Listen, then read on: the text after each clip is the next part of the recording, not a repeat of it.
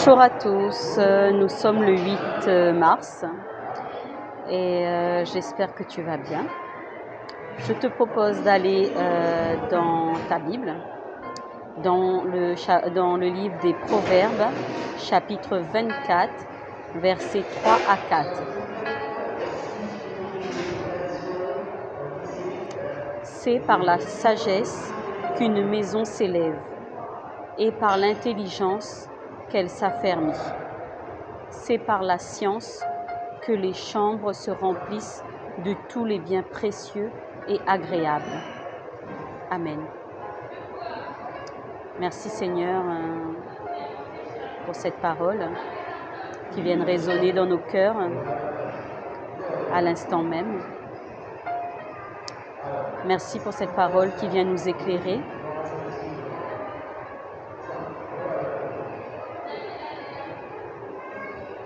Merci car nos cœurs sont disposés à recevoir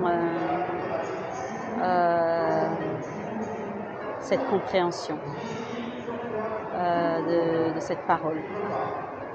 Merci pour la sagesse que tu nous accordes et merci pour ton amour. Alors, quand des travailleurs de construction, dans la construction, bâtissent une maison, ils ont besoin de bons matériaux. Ils font d'abord une fondation de béton. Ensuite, ils construisent la charpente avec du bois. Ils placent des blocs de pierre ou un autre revêtement sur les murs extérieurs. Un toit recouvert de tuiles ou autre qui protège la maison. Quand une famille emménage dans une nouvelle maison, peut-être as-tu déjà connu un déménagement ou un nouvel emménagement. Quand tu emménages dans une nouvelle maison, tu as envie de la remplir de pièces et d'objets qui te tiennent à cœur, n'est-ce pas? Nous n'avons pas tous les mêmes goûts, mais nous faisons à notre goût. Voilà. On y ajoute des décorations pour rendre l'atmosphère agréable. Certaines décorations, par exemple les photos, photos de famille, ont une signification importante pour toi, pour moi, pour nous, mais elles n'ont pas de prix. La construction de notre vie ressemble beaucoup à la construction d'une maison. Peut-être que tu as déjà vécu la construction de ta propre maison, ou as-tu déjà participé à la construction d'une maison, ou peut-être pas encore. Peut-être en as-tu entendu parler ou regardé à la télé comment ça peut se faire. Mais la construction de notre vie y ressemble beaucoup. Les matériaux dont nous avons besoin pour construire notre vie sont la compréhension, la sagesse et la connaissance. Alors je demande à Dieu de t'accorder ces trois matériaux, ces trois indispensables pour la construction de ta vie, qu'à l'instant même qu'il entend ma voix, qu'il entend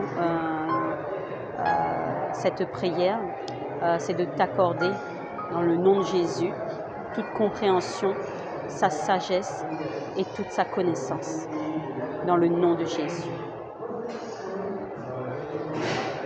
Ces matériaux-là, qui sont indispensables, nous pouvons les retrouver dans la Bible, en la lisant et en apprenant à se saisir du message que Dieu veut nous transmettre. On ne comprend pas toujours, mais nous pouvons demander et nous attendre au Saint-Esprit. Si tu aimes Jésus, si tu suis Jésus, si tu choisis de devenir un disciple de Jésus, le Saint-Esprit fera ce rôle-là, de t'enseigner, de te donner la compréhension de la parole. Quand tu comprends ce que Dieu attend de toi, tu peux être fort et solide. C'est ta fondation. Merci Jésus d'être notre fondation. Quand tu utilises la sagesse de la Bible pour faire des bons choix, tu es en sécurité. C'est comme avoir un toit solide au-dessus de ta tête. Quand tu sais à quel point Dieu t'aime, qu'il s'intéresse à toi, malgré les circonstances, malgré ce que tu vis, ce que tu vois, ce que tu entends.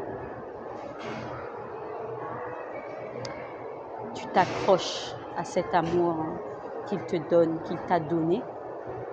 Tu es rempli de joie et de paix. Pas comme le monde donne, mais comme lui, il donne. Que Dieu t'accorde, te remplisse de sa paix, de sa joie et de son amour. Qu'il te donne cette capacité de conserver cette paix et cette joie. Peu importe les circonstances, peu importe les personnes, peu importe ce que tu entends, ce que tu vis, que tu conserves la paix de Christ et la joie de Dieu. C'est pas tous les jours facile, mais demande-lui. Demandez, vous recevrez.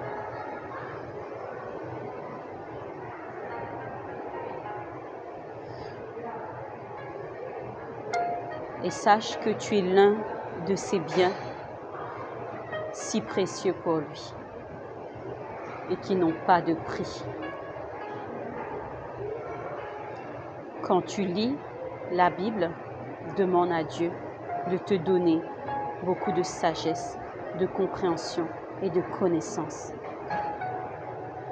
À chaque fois que tu entends un verset ou que toi-même tu lis un ou plusieurs versets bibliques, demande-lui, mon Dieu, donne-moi, accorde-moi ta sagesse, toute ta compréhension et toute ta connaissance. Je veux te connaître davantage. Je veux construire ma vie sur des bases solides, des fondations solides, afin que, peu importe la tempête, peu importe le cyclone, le tsunami, le tremblement de terre, l'éruption volcanique, peu importe la catastrophe naturelle, je reste solide, ma maison reste solide. Quand tu construis ta vie à l'aide de ces matériaux, elle sera plus belle que la plus luxueuse des maisons du quartier.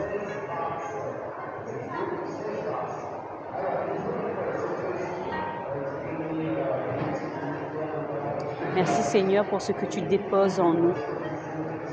Merci Seigneur pour cette sagesse qui grandit en nous chaque jour, chaque seconde, chaque minute et qui nous permet d'être ancrés en toi Seigneur Jésus.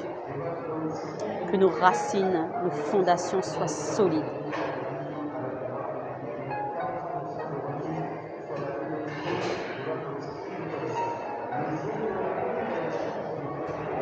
Je t'invite à recevoir cette sagesse, cette connaissance de Dieu, cette connaissance divine, cette compréhension divine.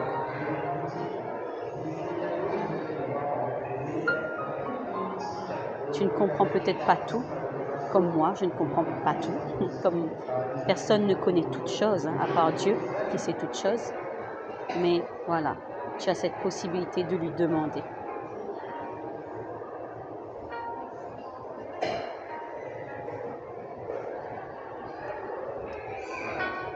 Merci mon Dieu de me permettre de construire ma vie sur toi. Merci pour ces fondations solides. Tu n'as jamais failli et tu ne failliras jamais. Tu es sur celui qu'on peut compter à tout moment, en tout temps, en tout lieu et en toutes circonstances. Je te rends grâce pour cette construction solide, fiable.